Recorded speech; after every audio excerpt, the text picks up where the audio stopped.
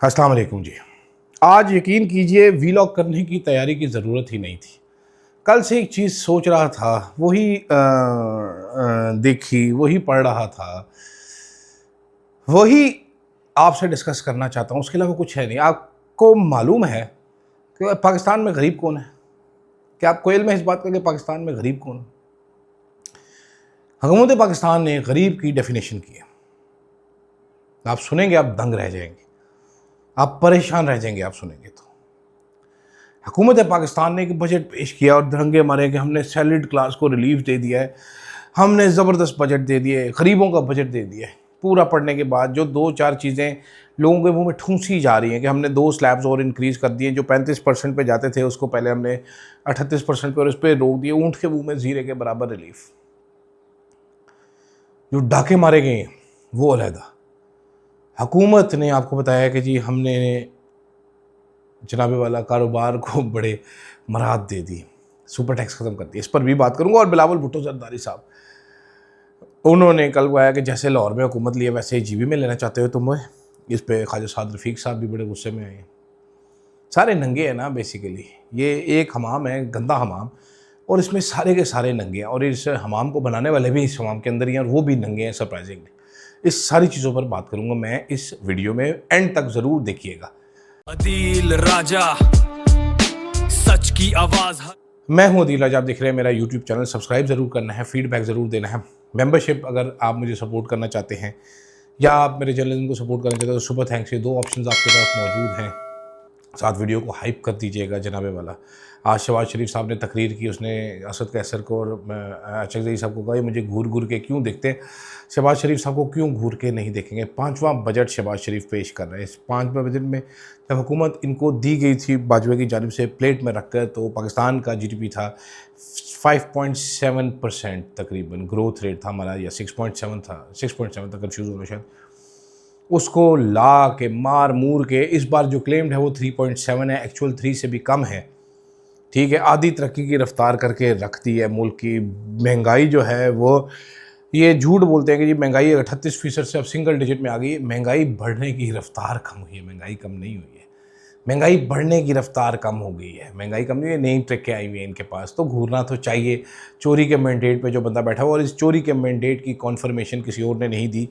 इस चोरी के मैंडेट की कॉन्फर्मेशन दी शहबाज शरीफ के पार्टनर इन क्राइम ने, बिलावल भुट्टो जरदारी ने, जिसके ऊपर जनाब वाला हमारे प्यारे क्यूट से साद रफ़ीक साहब, ख्वाजा साद रफ़ीक साहब, जो कि नून लीगी हैं, जो उन्होंने अपना इमेज एक रखा है जी मैं बड़ा असूली सियासतदान हूँ, वो भी गुस्से नाक आ गए कि जी ताने न दें, हम आपका एहतराम करते हैं लेकिन ये ट्रैफिक 2 तरफ़ा होती है, एक तरफ़ा नहीं होती। तो आप क्या कर लेंगे साद रफ़ीक साहब? बिलावल ने झूठ क्या बोला है? देखिए ना, 2 चीज़ें बताई हैं बिलावल ने। एक तो उन्होंने कहा जी आप पंजाब हारे हुए हैं, इलेक्शन आप हारे थे और आप फॉर्म 47 के सहारे हुकूमत बना के बैठे हैं लाहौर में, पंजाब में। इसमें तो कोई झूठ नहीं है, आपको इस बात का पता है। या तो ना पता हो तो अलहदा बात है, जिक्र ना करने से क्या होगा, ना पता हो तो अलहदा बात है। So you also know this. ठीक है, दूसरी चीज़ उन्होंने क्या कही, उन्होंने कहा जी इसी तरह आप जीबी में हुकूमत लेना चाहते हैं, क्या गलत बात है ये? जो ना चाहते हुए बिलावल साहब मज़ीद जो एक्सपोज करके गए अपना गंदा चेहरा, वो इंटरेस्टिंग है। वो चेहरा क्या है? वो चेहरा ये है कि इस फाशिस्ट हुकूमत के, इस चोरी के मैंडेट पे बैठी हुकूमत के जो चीफ सपोर्टर हैं, जो इनेबलर हैं, जो इस फाशिज्म का इनेबलर है, उसका नाम है बिलावल भुट्टो जरदारी। मैं पहले दिन से कहता रहा हूँ, अगर बिलावल भुट्टो जरदारी साथ शामिल ना होता इस सारी चोरी में, इस सारे डाके में, तो ये सारा कुछ किया ही ना जा सकता।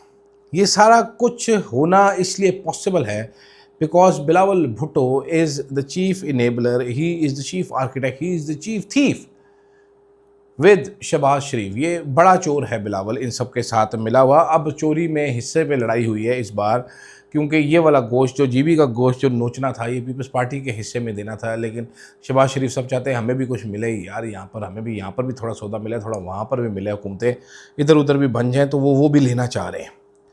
तो इसलिए जनाबे वाला ये बिलावल साहब गुस्सेनाक हो गए। वरना बात तो सच है, पूरे पाकिस्तान को पता है। ऐसे में क्यों नहीं घूरना पड़ता असद कैसर का? इलेक्शन वो लोग जीते हुए, हुकूमत उन्होंने बनानी, उनके लीडर को बिला वजह बेगुनाह जेल में कैद रखा हुआ है। ये अब सबको पता है, कोई राज की बात नहीं है, सभी को सबों का पता है। कि किसने किसको क्यों रखा हुआ है। मेरा ख्याल है आखिरी जो हमने अच्छा बजट या अच्छा सर्वे ऑफ पाकिस्तान देखा था इमरान खान के आखिरी साल का था। कुछ नंबर्स जिसमें आए थे, पता चला था ग्रोथ कितनी है, पता चला था मुल्क तरक्की कैसे करता है। अब तो माशाल्लाह से बस एक ही तबके को नवाजा जा रही है। प्रॉपर अशराफिया का बजट था, प्रॉपर अशराफिया का बजट, जिसको अगर आप कहें ना तो गलत नहीं होगा। इट वाज अ 200% अशराफिया का बजट। अशराफिया को वो मराहत इस बजट में खुबा कर दी गई। आपके लिए चंद चीज़ें जो हर बंदा ट्वीट कर रहा है वो आपके लिए ज़रूर हैं कि जनाब हमने देखें प्रॉपर्टी पे ये कर दिया, हमने इधर से ये कर दिया, हमने उधर से वो कर दिया, हमने आपकी स्लैबें कर दी। कितना फ़र्क डाल दिया जी आपको? 3% का फ़र्क डाल दिया जी। आप 60,000 रुपये बचा लें। आपको पता है गरीब पाकिस्तान में कौन है? शहबाज शरीफ ने बताया। पता है आपको? 8,500 रुपये जो कमाता है ना महीने का, 8,500 रुपये, वो गरीब है। जो इससे कम कमाता है वो गरीब है। अंदाज़ा लगाएं ज़रा, ये लोग ये किस किस्म के कसाई हैं, ये किस किस्म के जल्लाद हैं। 8,500 रुपये से कम कमाने वाला गरीब है। आप अगर आप 8,500 रुपये उससे ज़्यादा कमा रहे हैं ना तो आप अमीर हैं। ये मेरे पास माइक है, ये ठीक है, कीमत इसकी जो है 8,500 रुपये से बहुत ज़्यादा है। मेरा जो मोबाइल है वो भी 8,500 रुपये से महंगा है। मेरा जो जूता है एक मेरे पास है बड़ा अच्छा रीबॉक का, वो भी 8,500 रुपये से बहुत महंगा है। मालूम नहीं कौन गरीब हो गए इस। मैं काम वाली का इस बारे में सोच रहा था। 5,000 रुपये एक काम का लेती है जिधर मैं रहता हूँ यहाँ पर। तो मेरे साथ वाले घर में 2 काम करती है, 10,000 रुपये वहाँ से। मेरे घर में एक काम 5,000 रुपये यहाँ से, 15,000 रुपये। तो ये हो गए, तो गरीब तो ना हुई वो। लोगों के घरों में काम करती है लेकिन गरीब नहीं है। इसके अलावा भी 2 काम और करती है तो 10,000 और, तो 15 और 10 ये 25,000 रुपये। Not poor at all. मतलब 8,500 रुपये पे आप ज़रा हिसाब लगाएं ज़रा। ये जो सरकारी बांदर हैं, बाबू नहीं कहना चाहिए इनको, बांदर कहना चाहिए, जो बंद कमरों में एसी लगा के बैठ के बजट बनाते हैं। मुझे नहीं लगता इनमें से किसी ने बाहर निकल के आज तक कोई 1 रुपया भी खर्च किया हो। मुझे नहीं लगता हमारा जो वज़ीर ख़ज़ाना है इसने ज़िंदगी में एक दिन भी कोई बाहर से ग्रोसरी भी ख़रीदी हो कि इसको आइडिया हो। ये आप 8,500 छोड़िए, आप इसको डबल कीजिए, ट्रिपल कीजिए, 4 गुना, आप 1 लाख रुपया कीजिए। 1 लाख रुपये में मुश्किल से गुजारा होता है। आज 2 बच्चे वाली फैमिली हो तो 1 लाख रुपये में गुजारा मुश्किल हो जाएगा। बाकी सारी चीज़ें आप छोड़िए। इस किस्म के हमने कुंद ज़ेन बांदर रखे हुए, ये लतीफ़े हैं इस मुल्क में। सोहेल बड़ाई साहब ने आज फिर कॉलम लिखा है, उस पर बाद में बात करेंगे, कल बात करेंगे, आज नहीं। बजट में बिजनेस क्लास के टिकट सस्ते किए जा रहे हैं।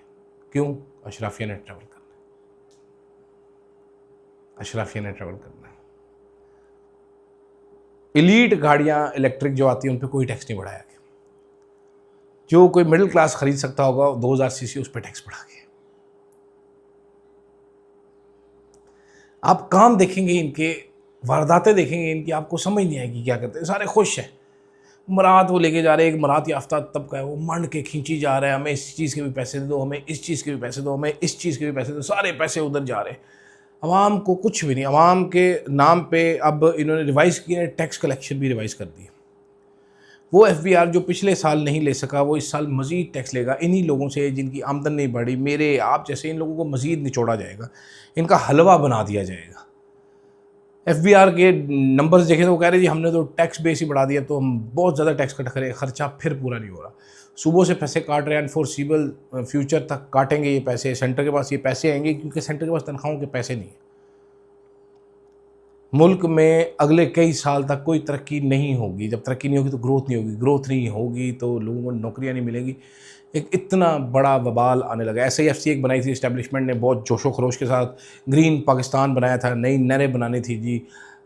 और ये इस्टेब्लिशमेंट ने ग्रीन पाकिस्तान इनिशिएटिव के तहत ब्राज़ील से महंगी महंगी गीर, रेड सिंधी और पता नहीं कौन कौन सी मज्जें गाँवें लेके आ गए थे ये लोग यहाँ पर आके। क्या बनाया उसका? उकाड़ा मिलिट्री फार्म्स के अलावा क्या किया उनका? मतलब लोग अब सवाल पूछते हैं इस तरह के, जब पूछना शुरू करेंगे तो फिर आप बताएं क्या जवाब दें इसका। ठीक है, SIFC कितने के पैसे लेके आ गई है? और मुझे ये बताइए कि 3.5% तरक्की आप पोस्ट कर रहे हैं, कौन इन्वेस्ट करता है इन्वेस्टर जी 3.5% की ग्रोथ वाले मुल्क में, जब उनको 6% की ग्रोथ वाले मुल्क बेहतर फैसिलिटीज़ दे रहे हैं, बेहतर एनवायरनमेंट दे रहे हैं। यहाँ पर तो हुकूमत की पॉलिसी चेंज हो जाती है हफ्ते बाद। कौन ट्रस्ट करेगा इस गवर्नमेंट के ऊपर? सोचिएगा ज़रूर। इतना बकवास बजट, इतना घटिया तरीन बजट, इतना बुरा बजट चाचू ने दिया है। इस्टेब्लिशमेंट ने, हमारे फील्ड मार्शल साहब ने, हमारी फ़ौज ने, हमारी ब्यूरोक्रेसी ने, पूरे मुल्क की इंतज़ामिया ने मिल के चाचू को वज़ीर-ए-आज़म तो बना दिया चाचू की ख्वाहिश के मुताबिक, मुल्क का बेड़ा इन्होंने गर्क कर दिया। तो चाचू की ख्वाहिश पूरी होगी, चाचू वज़ीर-ए-आज़म बन गया। आप सबको मुबारक हो। मुझे दीजिएगा इजाज़त। अल्लाह हाफ़िज़। Yeah, truth on the mic. शहर शहर में नाम गूंजे, फ्लो है आग, हर खबर पहले, दुश्मन भागे आगे भाग, आवाज उठाए ना डरे ना झुके, अदील राजा, अदील राजा, देखे सारी दुनिया, power of the press, Adeel Raja, Adeel Raja, Adeel Raja.